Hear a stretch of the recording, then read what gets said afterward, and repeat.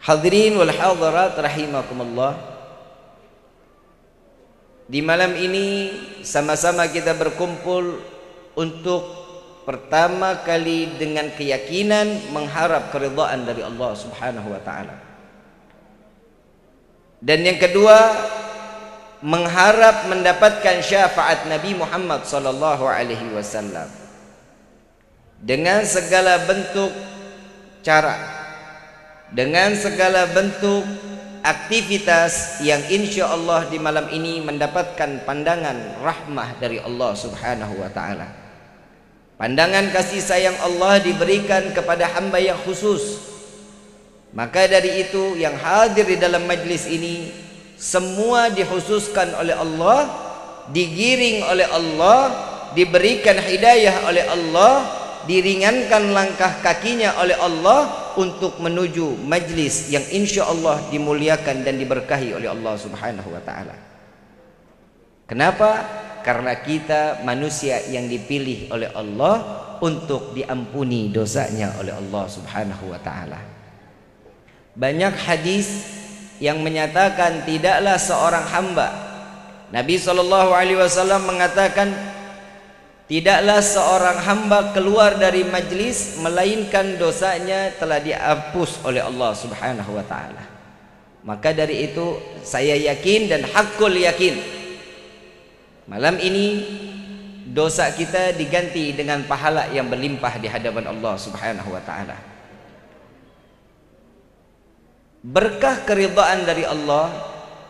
Tadi di awal saya mengatakan di dalam satu firman Allah, ya ayyuhalladzina amanu ittaqullah, panggilan kasih sayang bagi hamba Allah yang diberikan prasangka baik dari Allah agar semua hamba mendapatkan keimanan yang mulia di sisi Allah. Kalau boleh ditanya, saya mau tanya, kita kenal nggak sama Allah? Kita tahu nggak Allah? Seberapa dekat hubungan kita dengan Allah? Tapi saya nggak perlu jawabannya, cukup dijawab di dalam hati. Seseorang yang dekat kepada Allah, hidupnya pasti tenang. Mau PSBB, mau lockdown, tenang hidupnya. Mau ada duit, nggak punya duit, tenang hidupnya. Kenapa? Karena dia yakin Allah selalu memantau aktivitas seorang hamba, dari segala bentuk kesulitan akan dimudahkan oleh Allah. Setiap ujian itu kan ada pengangkatan derajat di sisi Allah.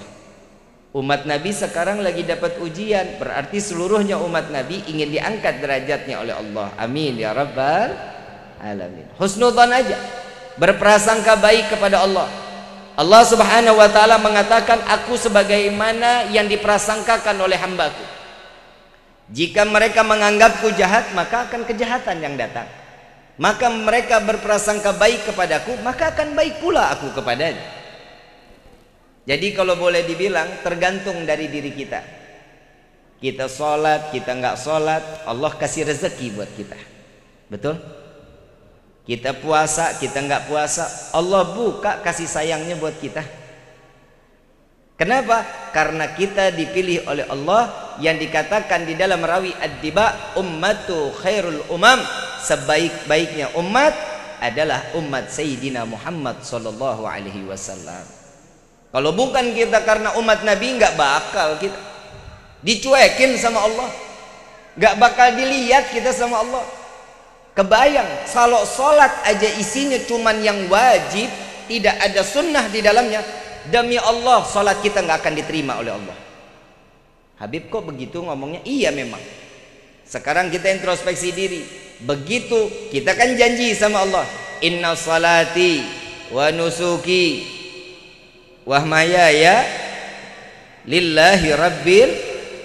Saat itu sudah keluar dari lisan kita, saat kita membaca Al-Fatihah, pikiran sama hati kita ketemu sama Allah apa enggak? Nggak usah dijawab, dalam hati aja. Malu kalau dijawab mah. Saat kita ruku, itu yang diingat perendahan diri kita di hadapan Allah, atau sesuatu yang kita lihat di hadapan di bawah, yang ada di bawah kita? Nggak usah dijawab, cukup di dalam hatinya aja. Pikiran sama hati nggak pernah satu fokus kepada Allah. Di dalam kitab Miftahul Jannah, salat itu ada 3: syariat, hakikat, makrifat. Yang selama ini saya pribadi untuk menjalankan salat, saya yakin saya cuma sampai di syariat dan di hakikat. Syariat apa? Saat Allahu Akbar, ada panggilan Allah mengajak kita untuk sujud kepada Allah. Saat kita salat, itu kewajiban setiap umat Islam untuk melaksanakan ibadah salat 5 waktu. Hakikatnya, kalau kita lihat tetangga kita kebuka pintu, dia lagi salat Allahu Akbar, ini dalam gerakannya, itu kita ngelihat hakikatnya lagi ngapain itu orang?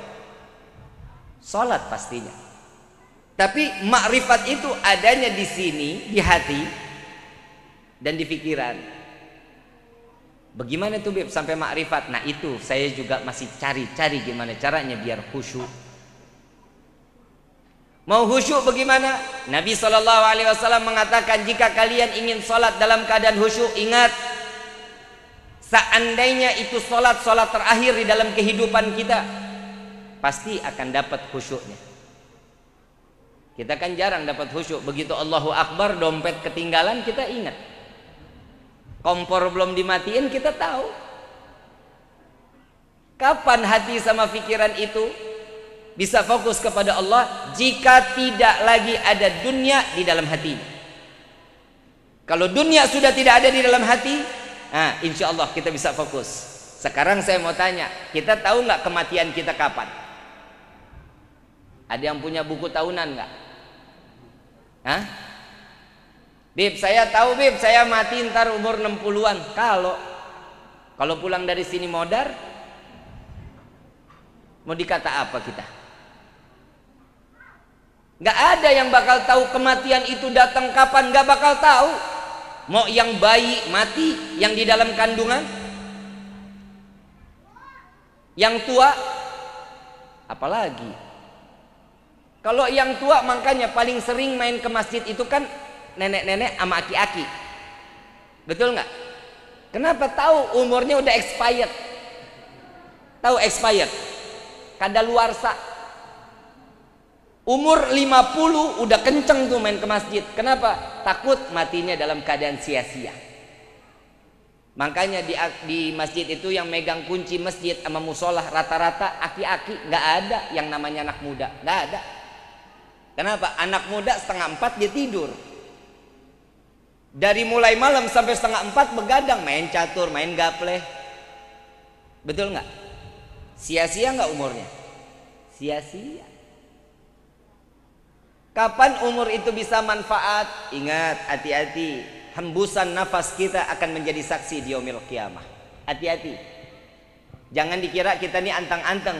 Di dalam kitab Ihya Ulumuddin, setiap hembusan nafas akan bersaksi di hadapan Allah. Di mana dia dihirup, di mana dia dikeluarkan, maka dia akan berhadapan langsung dengan Allah. Banyaknya kita bermaksiat kepada Allah, maka nafas ini akan mengatakan, ya Allah, aku digunakan, aku dipakai untuk bermaksiat di hadapanmu ya Allah. Jika seseorang dipakai oksigennya setiap hari untuk beribadah kepada Allah atau berbuat baik, maka dia akan yang menyelamatkan kita pula. Ibu bapak yang dirahmati Allah subhanahu wa ta'ala, ibadah kita seberapa besar sih? Udah kayak Bilal bin Rabah sudah? Sudah kayak Bilal bin Rabah sudah belum? Bib, kalau itu sahabat Nabi terlalu ketinggian, ya udah kita turun lagi. Ibadah kita udah kayak Uwais Al-Qarni bukan? Udah belum? Belum. Baik, kita mundur lagi ke bawah lagi. Kita ibadahnya udah kayak Sunan Gunung Jati belum? Belum. Turun lagi. Kita ibadahnya udah kayak yang ngarang-ngarang rawi belum? Syariful Anam, Al-Ahzab, Barzanji, Ad-Diba, Adiya'ul Lami, Sumtud Durar. Udah kayak begitu belum ibadahnya? Belum. Jadi kita ibadahnya kayak siapa ya? Turun lagi. Kita udah belum ibadahnya seperti kakek kita? Deket dong sama kita, kan deket ya. Ke kakek. Udah belum? Tapi saya bingung tiap kali doa minta masuk sorga. Betul? Mintanya kan bisa masuk sorga kan? Tapi ibadah kita nggak seberapa, tapi kita minta masuk sorga. Pantas apa nggak? Masuk neraka mau? Hidup jangan pelin-pelan, kenapa? Sorga nggak pantas, neraka nggak mau. Terus maunya di mana? Di tengah-tengah. Nggak nikmat. Di sirat itu bahaya, goyang dikit nyemplung kita ke jahanam. Tahu Abu Nawas? Tahu Abu Nawas? Bapak pernah dengar Abu Nawas ya? Kalau kita punya teman akalnya banyak, kita bilang nih otaknya otak Abu Nawas nih orangnya. Betul? Abu Nawas itu wali min auliyaillah, seorang yang mendapatkan ilham langsung dari Allah. Saking cerdasnya, setiap permasalahan pasti ada jalan keluarnya. Kalau ada masalah larinya kemana? Hah? Pegadaian. Tahu pegadaian? Mengatasi masalah tanpa masalah. Abu Nawas setiap hari. Nah, apal nggak doanya Abu Nawas? Ila sulil firdausi a'la wala wa naril jahimi fahabli tawbatan wa ghafir dhunubi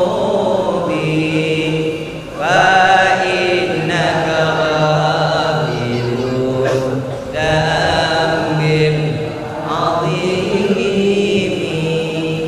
Abu Nawas ini pekerjaannya setiap hari ibadah sama Allah. Baina maghrib wa isya, dari maghrib sampai isya nggak lepas baca kulhu 15.000 kali. Setiap salat 1 rakaat hatam Al-Quran. Doanya Abu Nawas, ya Allah, hamba sadar hamba tidak pantas masuk ke dalam surga, tapi sungguh ya Rabb, hamba tidak mau masuk ke dalam nerakanya Allah. Maka itu ya Allah, terima taubat hamba, ampuni dosa hamba. Jika engkau tidak mengampuni, sungguh kami menjadi hamba yang rugi. Doanya Abu Nawas sadar diri, sampai di judulnya dikatakan ini doa, judulnya doa merayu Allah. Kita mau gimana ngerayu Allah, kenal aja enggak? Bapak cinta enggak sama ibu, Pak? Pak, cinta enggak sama ibu? Waktu bapak pengantin baru ada rayuan enggak? Ada rayuannya enggak? Ibu ada enggak ngerayu bapak? Ada. Kalau lagi punya duit.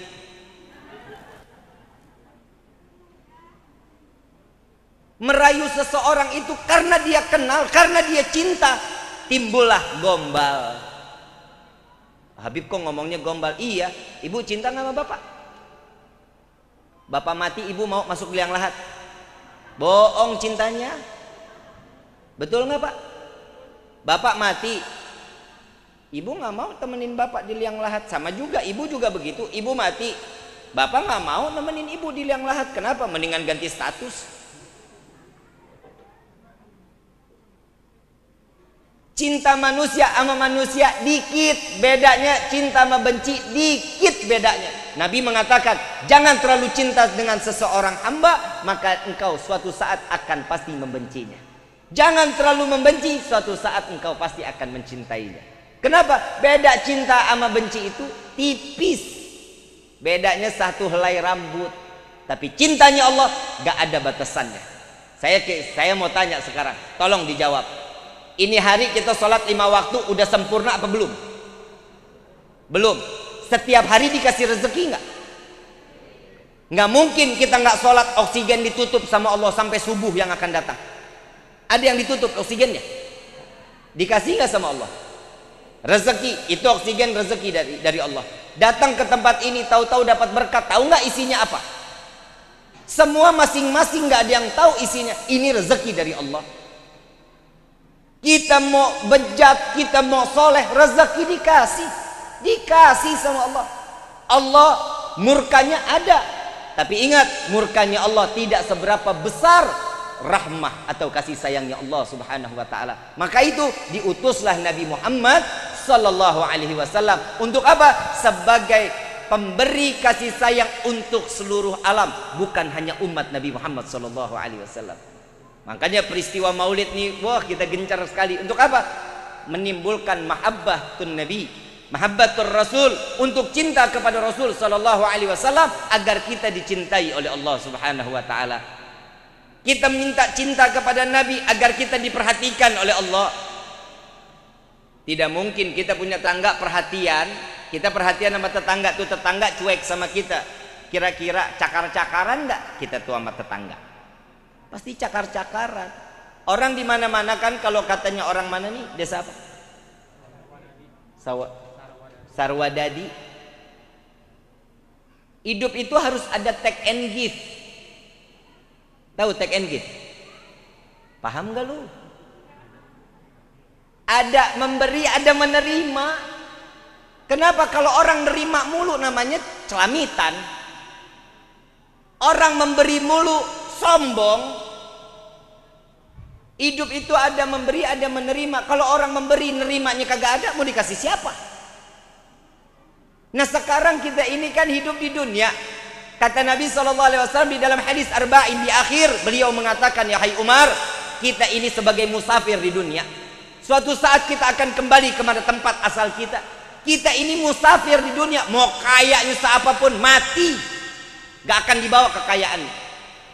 Mau semiskin apapun, karpet butut juga gak bakal dibawa. Betul apa enggak? Yang dibawa apa? Amal. Nabi SAW mengatakan 3 jenazah yang akan dibawa saat dia berpergian sampai ke liang lahat. Yang pertama, hartanya ikut. Yang kedua apa? Keluarganya ikut. Yang ketiga, amal. Yang 2 kembali, kata Nabi, 1 yang tinggal. Ibu bapak kebayang nggak kalau kita di liang lahat, hidup sendirian, mau bajunya kita biasa pakai sutra, gelang sampai tangan susah diangkat. Bapak saking kayanya pakai sepatu dari emas, cincin gede-gede banget. Ibu kondangan pakai kalung 5 kilo, jalan sampai bongkok. Semuanya dibawa nggak ke liang lahat tuh? Ada yang bawa? Kali bib, ntar di dalam ada yang ngundang? Enggak. Kebayang yang dipakai cuman kain tipis yang dinamakan kain kafan. Minyak wangi nggak ada lagi, Chanel, LV, Hermes nggak ada. Minyak wanginya sama apa? Kamper sama kenanga. Betul nggak? Betul nggak? Ibu senang, bapak suka, nih tamannya luas banget. Bunga yang dibawa seberapa banyak nggak masuk juga ke liang lahat. Betul? Jadi hidup mau disombongin apanya? Apanya yang mau disombongin? Iblis, kenal iblis? Kenal iblis? Saudara-saudara, apa sahabat karib? Iblis itu alim, pinter. Passwordnya ayat kursi. Tahu password? Kata kunci. Dia punya kunci untuk masuk ke dalam surga. Passwordnya itu ayat kursi. Allahu la ilaha illa wal hayyul qayyum, la ta'khudhuhu sinatun wa la naum. Ini adalah passwordnya iblis masuk ke dalam surga. Iblis yang saat ini dikekalkan oleh Allah di neraka jahanam, dia tuh pernah masuk surga. Alim. Saking alimnya sampai Allah ditentang dengan kepintarannya. Iblis itu bukan menyekutukan Allah, bukan. Karena sombong. Wahai Rabbi, aku dibuat dari api sedangkan Adam dibuat dari tanah, maka jauh lebih mulia aku, lebih kuat aku dibanding Adam. Nentang Allah. Secara nggak langsung kita ini banyak yang nentang Allah. Sadar nggak sadar nentang sama Allah. Yang pertama,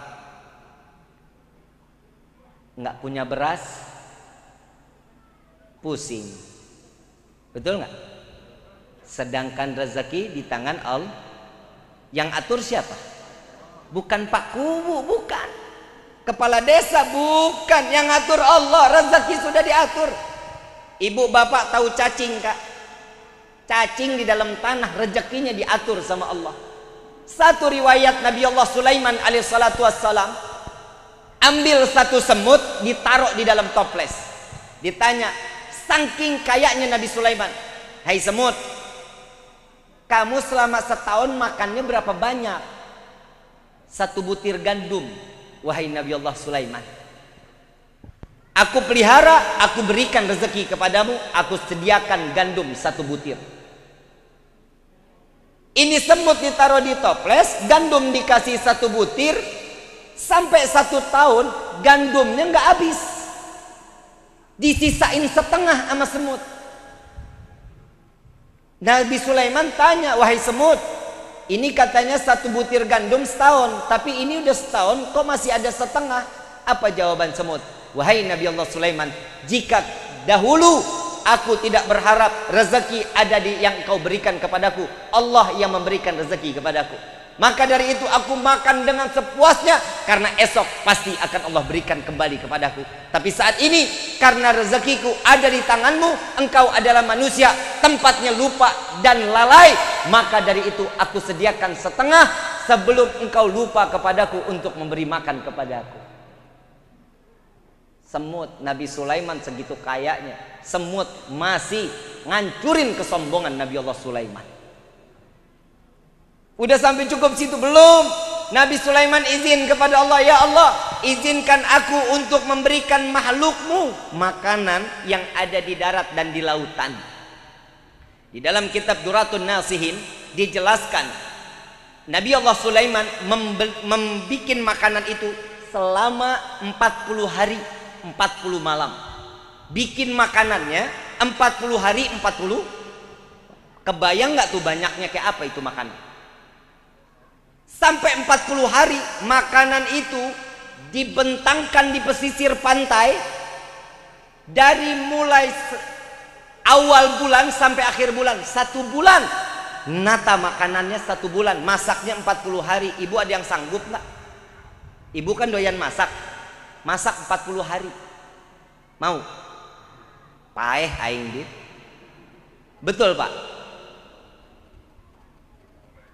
Ditanya oleh Allah, nah wahai Sulaiman, yang mana dulu yang mau dikasih makan? Apa jawaban Nabi Sulaiman? Yang ada di laut dulu.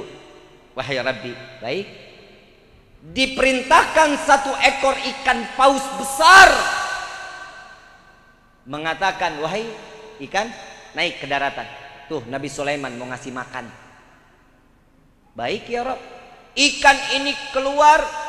Wahai Nabi Allah Sulaiman, inikah makanan yang kau siapkan? Iya, silahkan makan, kata Nabi Sulaiman. Dimakan 1 kali lahap.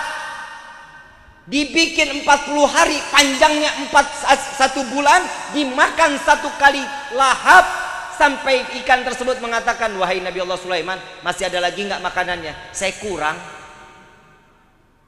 Nabi Sulaiman taubatan nasuha, memohon kepada Allah, ya Allah, bahwa engkau adalah yang maha luas dalam memberikan rezeki kepada setiap makhluknya. PSBB kemarin Bapak tinggal tiap hari pinggiran pintu, liar aing liar aing liar. Betul Pak? Betul Pak? Bapak masih ada usaha, kebun masih ada, talas ada, ubi ada, singkong ada. Saya apaan Pak? PSBB datang, ya Allah, jadwal hilang. Habis jadwal. Tutup semuanya. 75 jadwal, tapi subhanallah PSBB datang 4 bulan, naik berat badan saya 17 kilo. Berarti Allah tutup nggak keran rezeki saya? Saya yakin. Lah, orang kitanya masih nunggang-nungging di hadapan Allah. Betul nggak? Masa orang sholat Allah nggak kasih rezeki? Betul apa enggak? Yang di luar yang tidak beriman kepada Allah aja Allah tanggung kok rezekinya, apalagi kita yang dititipkan iman. Jika ada seseorang yang meremehkan Allah, maka hidupnya nggak bakal nikmat. Tadi Ustadz ngomong ya, yang kaya, yang miskin, kita mah syukur hidup begini, ibu bapak syukur kayak begini hidup mah. Kenapa? Nggak repot. Lihat orang kaya, CCTV rumahnya di mana-mana. Betul nggak? Ada pos satpam nggak? Tempat tidurnya enak, Bib. Iya, oke. Waktu saya mau nikah, saya mau coba beli isi kamar. Saya mau beli isi kamar, saya tanya, Mbak, saya mau beli satu set ini berapa? 280 juta, Pak. Hah? Liar aing liar. Bisa jadi nggak bisa kawin, kita cuma beli kamarnya doang. Ya udah deh, saya nggak jadi semuanya deh, saya beli kasurnya aja deh, sama tempatnya berapa? Oh, kasur sama dipannya aja 180 juta. Saya tanya, Mbak, ini kalau ditidurin tiap malam mimpiin Nabi. Kalau 180 juta saya beli, saya tiap malam mimpi Nabi, insya Allah saya cari duitnya. Enggak Pak, ini kalau ditidurin enak Pak, tulang-tulang saya nggak butuh yang enak-enak, yang penting saya mah enak aja dilihatnya, kalau ada kamar ada isinya, kan begitu. Tapi subhanallah Pak, jujur Pak, kamar nggak ada isi nggak apa-apa, yang penting ada istrinya. Betul nggak Pak? Kebayang nggak? Rumah ada semuanya, lemari, nakas, tempat tidur, tapi nggak punya bini, kan kesian ya. Jomblo ngenes. Subhanallah ibu bapak, saya main ke rumah teman yang di Jakarta, rumahnya di Pondok Indah, rumahnya gede, kamarnya 500 meter.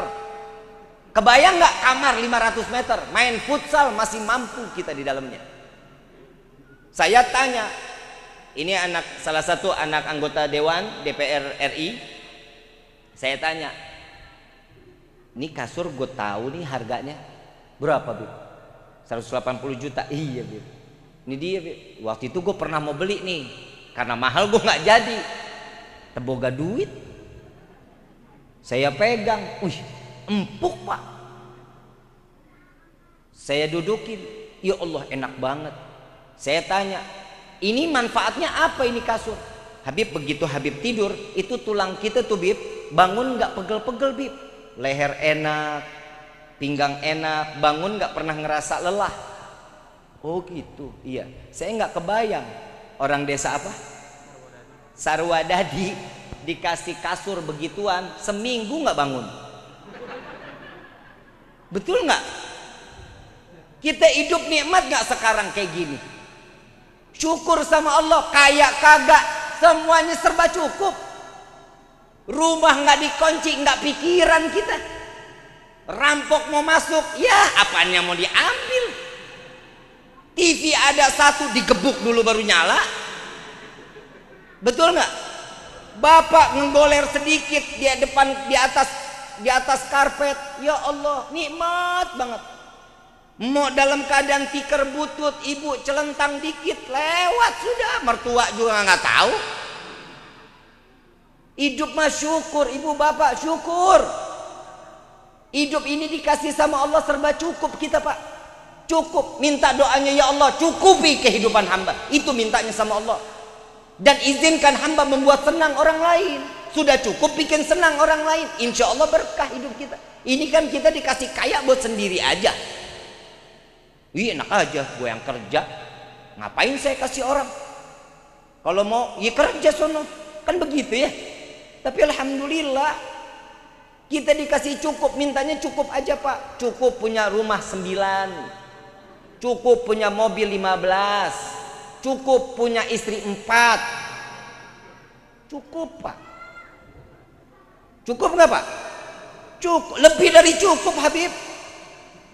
Bener Bu? Bener nggak Bu? Istri 4 cukup loh. Lah sekarang saya mau tanya, emang suami nggak boleh nikah 2? Nggak? Kenapa? Sakit Bib, sakit. Betul ya? Lah sedangkan Allah ngasih nggak? Izinin nggak? Allah ngizinin nggak? 2, 3, 4 Allah izinin nggak? Terus alasan ibu nggak ngizinin apa? Lebih mulia dari Allah emang? Tenang Pak, saya ngelihat muka Bapak tuh lagi tekanan banget. Tenang. Apalagi kalau ngelihat kayak gini kan kayak pelaminan ya Pak ya. Nggak kebayang di sini duduk sama yang baru. Ya tenang Pak. Nih saya doktrin sekarang. Ibu, Bu, gelis. Bu, sorga itu kan di bawah daripada keridhaan suami, betul ya? Betul nggak? Betul nggak? Mau cari ridho nggak? Mau cari ridho nggak? Suruh kawin lagi. Lah betul-betul, Bu, ridho banget suami pasti. Betul kan Pak? Bapak mukanya jangan ditegang-tegangin Pak. Tenang, insya Allah lemes hari ini. Insya Allah, tenang aja, tenang. Ibu, Bu, mau sorga nggak? Nurut deh apa kata suami. Betul, hadisnya banyak. Tahu nggak di neraka banyak perempuan apa banyak laki, Bu? Perempuan, hati-hati loh.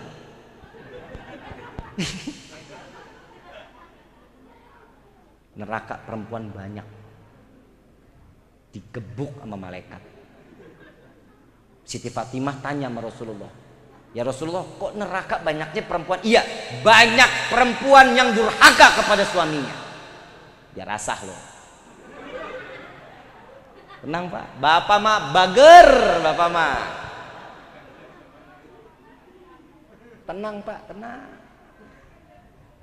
Ibu ketemu saya pengajian tiap Rebo pada asar, ya selesai Pak, 2 jam ya. Ayang kawin lagi. Bu, Habib istrinya ada berapa? 1. Ya kalau gue mah cukup 1 juga Pak, bener Pak. Saya jarak sama istri bedanya 13 tahun di bawah saya. Wah Habib pedofil, bodoh amat. Saya udah tua, istri saya masih sekel Pak. Dikasih duit nggak pernah minta Pak. Dikasih berapa aja ambil. Istri Bapak begitu nggak? Dikasih dikit cemberut. Dengar Bu, saya kalau pulang nih Bu, Assalamualaikum, waalaikumsalam. Begitu dibuka, istri saya lagi tiduran tuh Bu di meja ruang tamu. Gak bakal masuk kamar sebelum saya pulang. Bukan dia takut, bukan. Tapi benar begitu ngehormatinnya seorang suami. Assalamualaikum, waalaikumsalam, dibukain. Udah pulang yang. Tuh, saya dipanggilnya sayang Bu. Seneng Pak dipanggil sayang sama istri lo Pak. Lah gimana nggak sayang orang modelnya begini? Betul nggak? Hidung mancung, mata coklat. Ini wajah-wajah limited edition Pak. Nggak diciptain lagi, diciptainnya 1000 tahun sekali. Begitu sampai imamah saya diambil, sorban saya, jubah saya diambil, gamis diambil, ditaruh di lemari. Begitu pulang, begitu saya mau masuk, saya biasa masuk kamar mandi dulu. Saya nggak pernah langsung masuk kamar. Saya ke kamar mandi dulu, ambil wudhu, cuci muka, selesai udah. Itu istri saya keluar tuh bawa air panas tuh di baskom. Bukan buat diguyur, bukan. Lu ngarepin banget, ngarepin Habib diguyur nih katanya. Ditaruh tuh di bawah tuh. Kaki saya diangkat, ditaruh di dalam baskom. Air panas itu pakai garam dikit Pak.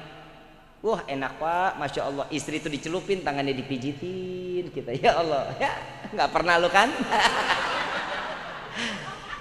Ngaji doang kemana-mana. Istri nggak pernah pijitin suami. Ya kawin lagi.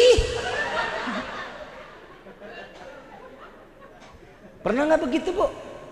Di boro-boro. Saya ngomongnya masih logat Betawi nggak apa-apa ya. 30 tahun sih saya di Jakarta. Selesai pijitin Pak, Capek sayang, capek Wan. Berapa jadwal hari ini? Saya biasa satu hari itu kadang 4, kadang ada 6 jadwal. Kalau PSBB gini ya kadang malam doang. Pasaran turun Pak. Beda sama Ustadz. Ustadz mah wah jam terbangnya luar biasa. Kadang ngajar di planet Mars. Ada 6 sayang. Oh iya, ya Allah capek banget ya. Iya. Amplop di mana? Tapi Mas saya senang Pak. Istri saya begitu senang. Orang ada kerjanya, istri lu kan enggak. Kerja kagak, duit mulu. Betul nggak? Gimana yang begini mau masuk surga? Bu, senyum sama suami. Senyumnya menggo doang lu. Ngeliat gue senyum sama Habib sama suami, bodoh amat. Nggak boleh begitu, dosa senyum. Nih mulai besok nih, ntar mau tidur nih, ayang I love you. Bunga lo bapak nggak jadi kawin lo, bener nggak jadi kawin lagi. Bangun tidur begitu lagi, morning ayang, ini ada kopi nih. Bisa nggak begitu? Bisa nggak? Susah Bib kayaknya Bib. Ya udah kalau ngomong nggak love, ayang, aku nih sayang banget sama kamu. Bisa nggak begitu? Berat Bib lidahnya. Jadi selama ini bapak dapat apaan omongan dari istri? Pak, duit buat belanja, gitu ya? Ih, saya mah gue sumpel kuping gue mah. Istri kalau minta duit doang sama suami gedek lu Bu. Hatinya tercabik-cabik. Bu, ibu waktu dinikahin pakai mahar nggak? Mahar apa ngutang? Mahar kan? Tahu nggak arti mahar itu apa? Ibu tuh dibeli sama suami. Ibu tuh dibeli sama suami untuk apa? Jadi budak suaminya. Demi Allah, nggak percaya? Ayo sini, ayo kiai di sini sebutin mahar itu ngebeli perempuan bukan? Dibeli bukan? Untuk puasin suami bukan? Puasin suami, makanya daripada dia melacur mendingan nikah. Untuk apa? Istri itu tugasnya jadi budak suami. Ini bahasa kasarnya. Bahasa baiknya apa? Belahan jiwa. Tuh bahasa baiknya. Makanya ibu begitu dibeli, saya terima nikah dan kawinnya Fulana binti Fulan dengan mas kawin tersebut dibayar tunai. Saya mah apal Pak, tapi nggak pernah nikah lagi saya tuh. Jadi sayang apalagi saya. Saat itu terjadi, ibu udah hak suami. Makanya ibu mau ditunggingin, mau digulingin, mau digelutin, mau dikecapin terserah. Suka-suka suami. Tugasnya istri apa? Udah cicing wae. Mau begini hayo, mau begitu hayo. Iya aja, yang penting di dalam koridor syariat. Jangan istrinya tuh dompetnya tebel tuh. Copet. Jangan, kalau itu perlu ditolak. Kenapa? Tidak di dalam syariat. Begitu juga suami, tegas di dalam rumah tangga, jangan ditindas. Jadi suami lemah amat. Sekarang akhir zaman banyak suami solehah. Benar-benar istri yang soleh. Dibalik, istri kalau ngomong sama suami, Pak, tahu nggak? Begini. Pakai tolak pinggang lagi. Toyor Pak. Istri saya mah galak. Kalau punya istri galak-galak, ya pesenin aja kandang. Masukin kandang tiap hari, pagi, siang, sore, malam, kasih makan cicing dalam kandang. Bu, lembut bahasanya dong sama suami. Melotot-melotot jangan. Ada yang begitu Pak? Ada nggak? Colok matanya. Ibu diciptain dari tulang rusuk kan ya? Tulang rusuk bagian kiri bawah.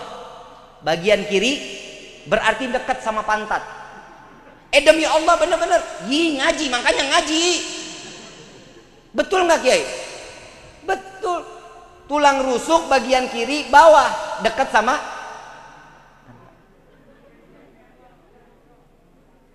Ingat, istri itu fitnah. Pak, saya kasih tahu, istri itu fitnah. Kenapa?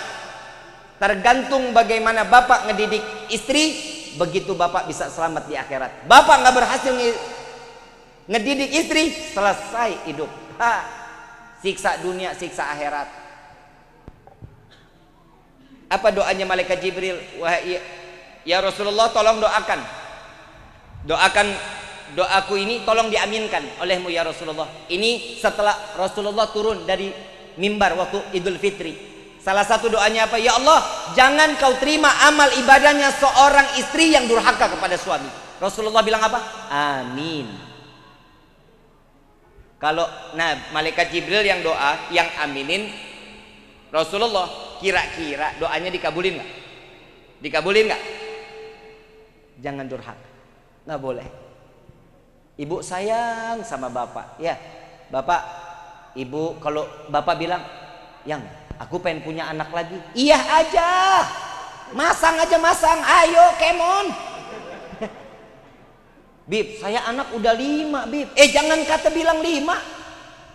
Kalau suami masih mampu, ibu masih mampu, lakuin. Kenapa? Karena itu adalah kehormatan untuk seorang istri yang dimana bisa mengiyakan apa yang dimau oleh suami. Bib, capek hamilnya Bib. Lah emang tugasnya perempuan. Nah gimana kalau bapak yang hamil Pak? Bapak buang air keras aja sampai keluar air mata, gimana ngelahirin? Udah bapak nggak bakal sanggup. Laki-laki mah tugasnya nyari duit yang halal, nafkahin itu. Ya iya Beb, saya hamil 9 bulan, tidur kiri salah, kanan salah. Sorga ada di bawah telapak kaki siapa? Itu balasannya.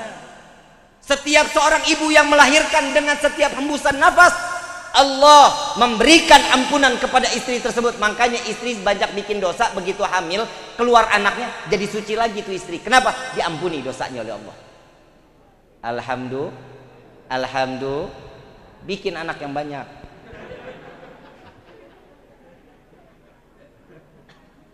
Saya kalau ngomong bisa 2 jam 3 jam Bu. Ini saya bisa ngomong terus, bisa selesai jam 2 ini. Mau? Terus? Nggak apa-apa? Sanggup? Nih gue mah enggak. Capek lu. Kalau emang mau nonton, nontonin aja di channel YouTube Habib Rifki. Like, subscribe, and share.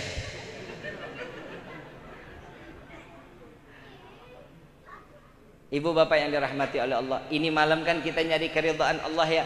Keridhaan Allah itu macam-macam ibu bapak. Kalau yang belum nikah, ada keridhaannya Allah, ada sama orang tua. Keridhaannya orang yang udah nikah, seorang istri keridhaannya ada sama suami. Yang suami keridhaannya siapa?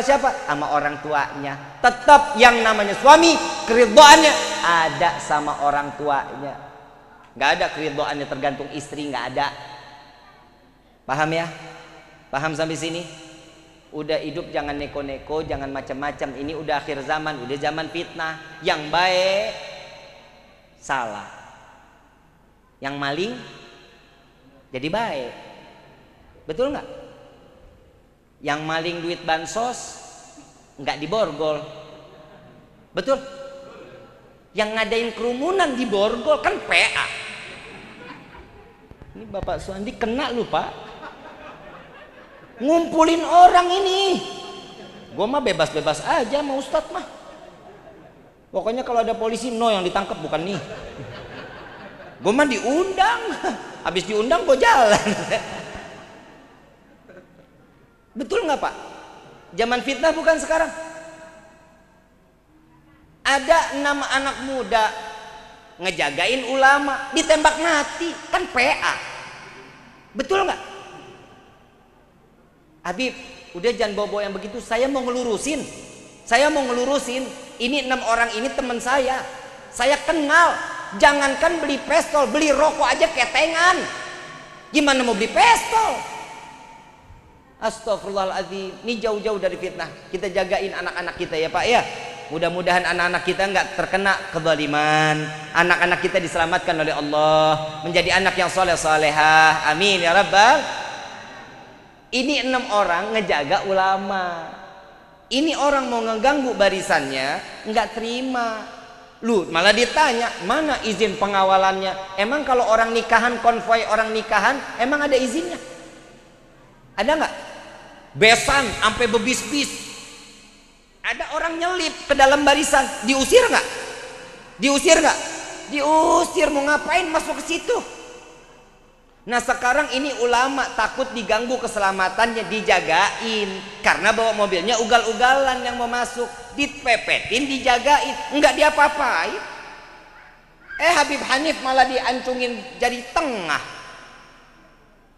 Ini kira-kira provokasi bukan? Ngajakin berantem bukan tuh? Tapi alhamdulillah guru-guru kita orang-orang baik, sabar orangnya.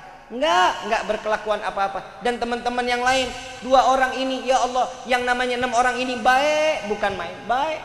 Saking ngejaga gurunya, itu sebenarnya Pak, kalau boleh lihat di rekamannya, itu jaraknya udah jauh tuh, sama yang ngejar udah jauh. Tapi apa katanya? Tungguin dulu, kesian. Mau diajak muter-muter, jalan-jalan dulu.